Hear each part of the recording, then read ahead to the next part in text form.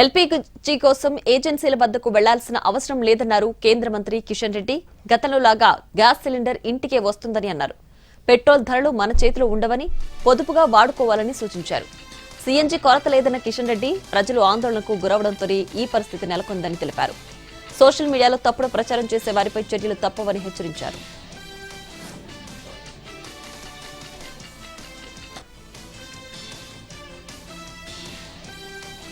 ఉపాధి హామీ పనుల కల్పనలో రాష్ట్ర ప్రభుత్వం విఫలమవుతోందని అన్నారు కేంద్ర మంత్రి బండి సంజయ్. సిరిసిల్ల జిల్లాలో సగటున 50 రోజులు కూడా పనులు కల్పించలేకపోయారని ఆరోపించారు. రాజన్న సిరిసిల్ల జిల్లాలో పర్యటించిన బండి సంజయ్ అంకిరెడ్డిపల్లి, ముస్తాబాద్లో అంతర్గత రోడ్ల నిర్మాణానికి శంకుస్థాపన చేశారు.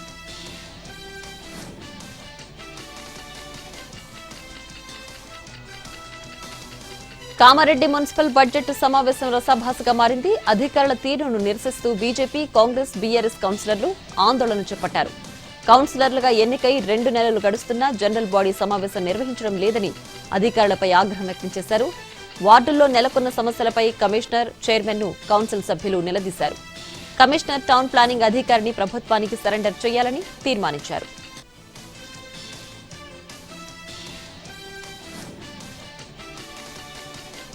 ఆర్బీఎల్ బ్యాంక్ మ్యూల్ ఖాతాల కేసులో అరెస్టు చేసిన 13 మంది రిమాండ్ను రిజెక్ట్ చేసింది కరీంనగర్ కోర్టు. బ్యాంక్ అధికారుల ఫిర్యాదు లేకుండా అక్రమాలు జరిగాయని ఎలా నిర్ధారిస్తారని ప్రశ్నించింది. అరెస్టు చేసిన 13 మందికి స్టేషన్ బెయిల్ మంజూరు చేయాలని కరీంనగర్ సిపిని ఆదేశించింది. కరీంనగర్, కిసాన్ నగర్, ఆర్బీఎల్ బ్యాంకులో వర్చువల్ గా 12.5 కోట్లు, మ్యూల్ ఖాతాల రూపంలో 125.5 కోట్లు ఫ్రాడ్ జరిగినట్లు పోలీసులు చెబుతున్నారు. మొత్తం 24 మందిని నిందితులుగా చూపించారు. 13 మందిని అరెస్ట్ చేసి కోర్టులో హాజరుపరచగా రిమాండ్ను జడ్జి రిజెక్ట్ చేశారు. సొంత పూచీకత్తుపై 13 మందికి బెయిల్ మంజూరు చేశారు.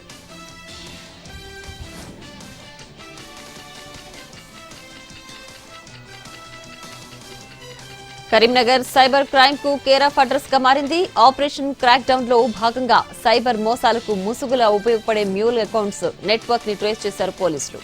సైబర్ నేరగాళ్ల కోసం నకిలీ ఖాతాలను రెడీ చేసి లావాదేవీలు నిర్వహిస్తున్న కీలక వ్యక్తులను అరెస్ట్ చేశారు. ప్రైవేట్ బ్యాంకుల సిబ్బందిని మచ్చిక చేసుకుని 100 కోట్లు కొల్లగొడుతున్న తీరును పసిగట్టి పక్క ప్లాన్ తో కేటుగాళ్లను పట్టుకున్నారు. కమిషన్లకు కక్కుర్తి పడుతున్న కొంతమంది వ్యక్తులు తమ అకౌంట్లను మోసగాళ్లకు అప్పజెప్పి జైలు పాలవుతున్నారు. తాజాగా కరీంనగర్లోని ఆర్బీఎల్ బ్యాంకులో 138 కోట్ల మోసం బట్టబయలైంది. ఈ కేసులో 13 మందిని పోలీసులు అరెస్ట్ చేశారు.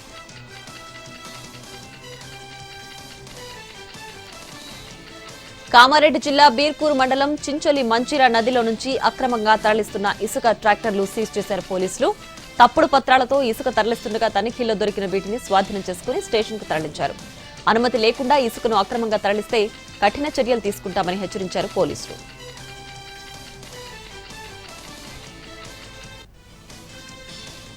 యాదాద్రి జిల్లా హైదరాబాద్ వరంగల్ జాతీయ రహదారిపై త్రుటిలో ప్రమాదం తప్పింది. బీబీనగర్ మండలం కొండమడుగు వద్ద కారులో అకస్మాత్తుగా మంటలు చెలరేగాయి. దీంతో ఆ కారు దగ్ధమైంది. ప్రమాదాన్ని గుర్తించిన కారులోని ప్రయాణికులు వాహనంలో నుంచి బయటకు దిగడంతో సురక్షితంగా బయటపడ్డారు. వరంగల్ నుంచి హైదరాబాద్ వెళ్తుండగా ఈ ప్రమాదం జరిగింది.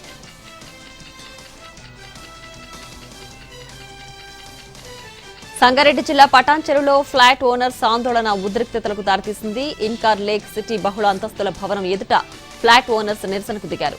ఇన్కార్ నిర్మాణ సంస్థ గడువు ముగిసినా ఫ్లాట్స్ అందించడం లేదని ఆగ్రహం వ్యక్తం చేశారు. 7 ఏళ్లుగా నత్తనడకన బిల్డింగ్ పనులు కొనసాగుతున్నాయని మండిపడ్డారు. ఫ్లాట్స్ కొన్నవారికి గత ఏడాది దసరాలోపు ఫ్లాట్స్ ఇస్తామని హామీ ఇచ్చారని, గడువు ముగిసి 6 నెలలైనా ఫ్లాట్స్ అప్పచెప్పడం లేదని వాపోతున్నారు బాధితులు.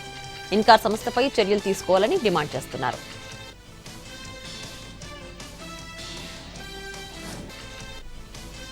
అపరిశుభ్ర వాతావరణంలో బిస్కెట్లు తయారు చేస్తున్న ఫ్యాక్టరీని సీజ్ చేశారు టాస్క్ ఫోర్స్ పోలీసులు. నాసి రకం సరుకులతో ఉస్మానియా ఫోమ్ కాజ్ బిస్కెట్లు, టోస్ట్ తయారు చేస్తున్నారు. వీటిని స్థానికంగా కిరాణా దుకాణాలు, బేకరీలు, కేఫ్లకు సరఫరా చేస్తున్న అహ్మద్ ను అరెస్ట్ చేశారు టాస్క్ ఫోర్స్ పోలీసులు.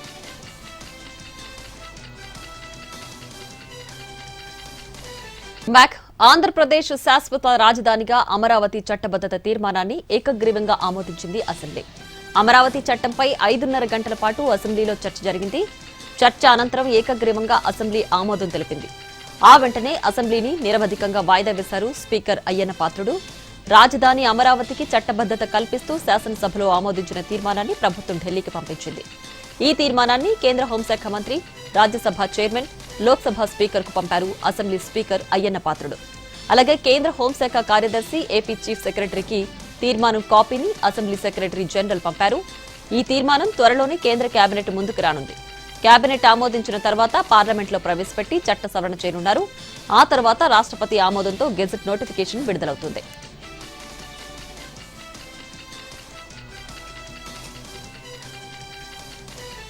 అమరావతి రాజధానిగా చట్ట సవరణ ఏప్రిల్ 1న కేంద్ర కేబినెట్ ఆమోదం పొందే అవకాశం ఉందన్నారు సీఎం చంద్రబాబు. ఈ పార్లమెంటు సమావేశాల్లోనే ఆమోదం పొందేందుకు వెంటనే పంపించేశామని అన్నారు. పార్లమెంట్ ఆమోదం పొందిన తర్వాత రాష్ట్రమంతటా వేడుకలు నిర్వహిస్తామన్నారు. అమరావతి నాది అనే భావన ప్రజలందరిలో కలిగేలా స్ఫూర్తి నింపే కార్యక్రమాలు చేపడతామన్నారు సీఎం. ఇలాంటి చారిత్రాత్మక చర్చలో పాల్గొనడం జగన్ బాధ్యత అని, రాజకీయ నాయకుడు కానీ క్రిమినల్ ఇలానే ఆలోచిస్తాడని విమర్శించారు. అమరావతి అభివృద్ధి చెందే తీరును మీరంతా చూస్తారని ధీమా వ్యక్తం చేశారు చంద్రబాబు.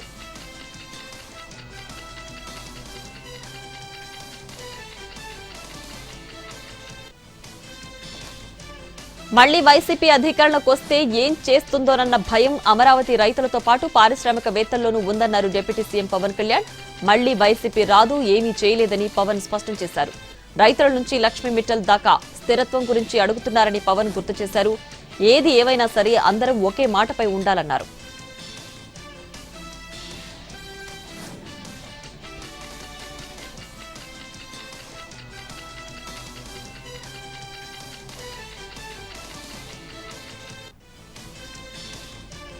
జగన్ వల్ల ఆంధ్రప్రదేశ్ 30 ఏళ్లు వెనక్కి వెళ్లిపోయిందన్నారు మంత్రి లోకేష్. మళ్లీ జగన్ సీఎం కాబోరని గ్యారంటీ ఇస్తారా అని పారిశ్రామికవేత్తలు అడుగుతున్నారని లోకేష్ చెప్పారు. వైసీపీ పాలనలో పారిశ్రామికవేత్తలను అనేక ఇబ్బందులకు గురి చేశారని ఆరోపించారు. దేశానికి 100 రూపాయలు పెట్టుబడులొస్తే 25.3 రూపాయలు ఏపీకు వస్తాయని చెప్పారు. జగన్ అనే వ్యక్తి లేకపోతే అది 50 రూపాయలు అయ్యేదని తెలిపారు మంత్రి లోకేష్.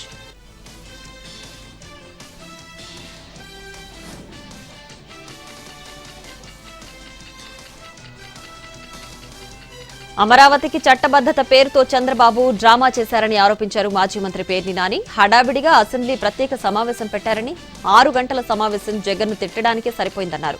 కూటమి నేతలంతా జగన్ను తిట్టడమే పనిగా పెట్టుకున్నారని మండిపడ్డారు.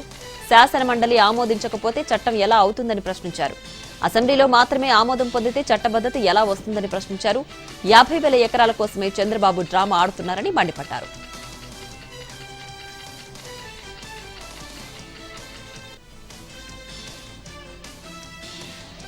విజయవాడ పశ్చిమ బైపాస్ ట్రాఫిక్ సమస్యలకు శాశ్వత పరిష్కారం అనుకున్నారు. కానీ కాజా వద్ద మాత్రం పరిస్థితి భిన్నంగా మారింది. NH-16 కు వెస్ట్ బైపాస్ కలిసే కీలక జంక్షన్ డెత్ స్పాట్ గా మారి వాహనదారులు తీవ్ర గందరగోళానికి గురవుతున్నారు.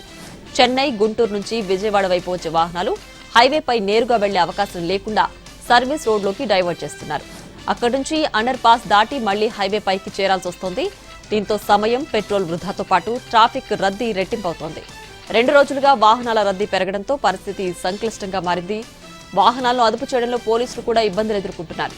సమస్యకు మాత్రం పూర్తి పరిష్కారం కనిపించడం లేదు.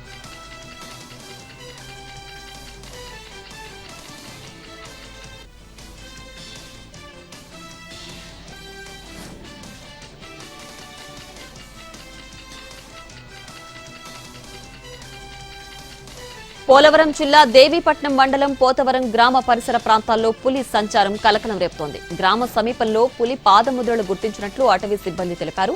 పాపికొండల అటవీ ప్రాంతానికి సమీపంగా ఉండడంతో అధికారులు ప్రజలను అప్రమత్తంగా ఉండాలని హెచ్చరించారు. పశువులను పొలాల వద్ద ఉంచకుండా గ్రామాల్లోనే భద్రంగా ఉంచాలని ఆదేశించారు. పశువులపై దాడుల భయం పెరిగిందని, జీవనాధారం దెబ్బతింటోందని స్థానికులు చెబుతున్నారు. పొలాలకు వెళ్లడానికి భయపడాల్సిన పరిస్థితి ఏర్పడిందని వాపోతున్నారు. వెంటనే చర్యలు తీసుకుని పులిని పట్టుకోవాలని వారు అధికారులను కోరుతున్నారు.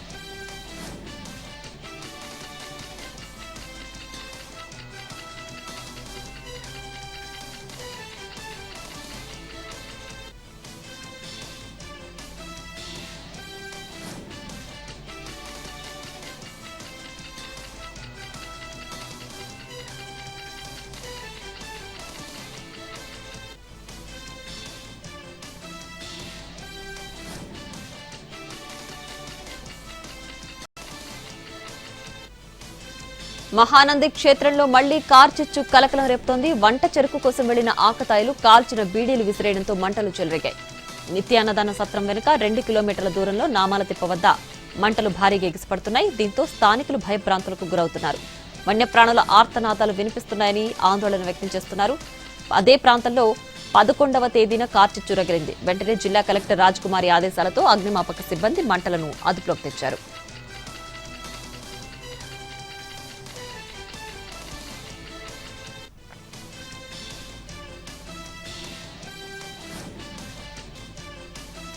తమిళనాడులో అధికార డీఎంకే, కాంగ్రెస్, ఇతర మిత్రపక్షాల మధ్య సీట్ల పంపకాలు ఖరారయ్యాయి.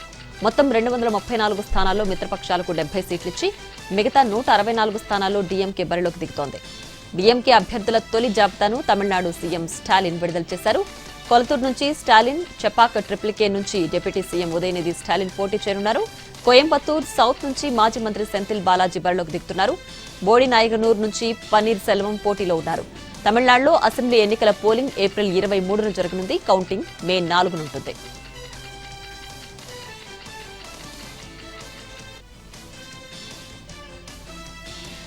బెంగాల్లో టీఎంసీ ప్రభుత్వ వైఫల్యాలపై కేంద్ర మంత్రి అమిత్ షా ఛార్జ్షీట్ రిలీజ్ చేశారు. బెంగాల్ను అవినీతిమయంగా మార్చారని మండిపడ్డారు. శాంతి భద్రతలు పూర్తిగా దెబ్బతిన్నాయని వ్యాఖ్యానించారు.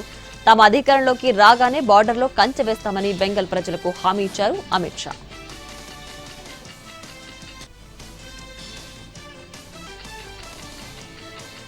విశాఖపట్నం నుంచి ఢిల్లీ బయలుదేరిన ఇండిగో విమానానికి త్రుటిలో ప్రమాదం తప్పింది. ఇండిగోకు చెందిన 6E579 విమానం విశాఖ నుంచి ఢిల్లీకి ప్రయాణిస్తుండగా ల్యాండింగ్ కు కొద్దిసేపటి ముందు ఇంజిన్లో సాంకేతిక సమస్యను పైలట్లు గుర్తించారు. వెంటనే ఎయిర్ ట్రాఫిక్ కంట్రోల్ సంప్రదించి ప్రయారిటీ ల్యాండింగ్ కు అనుమతి కోరారు. దీంతో విమానాశ్రయంలో ఫుల్ ఎమర్జెన్సీ ప్రకటించారు. పైలట్లు ఢిల్లీలోని ఇందిరాగాంధీ అంతర్జాతీయ విమానాశ్రయంలో ఎమర్జెన్సీ ల్యాండింగ్ చేశారు. ఆ సమయంలో విమానంలో 161 మంది ప్రయాణికులుండగా అందరూ సురక్షితంగా బయటపడడంతో అధికారులు ఊపిరి పీల్చుకున్నారు.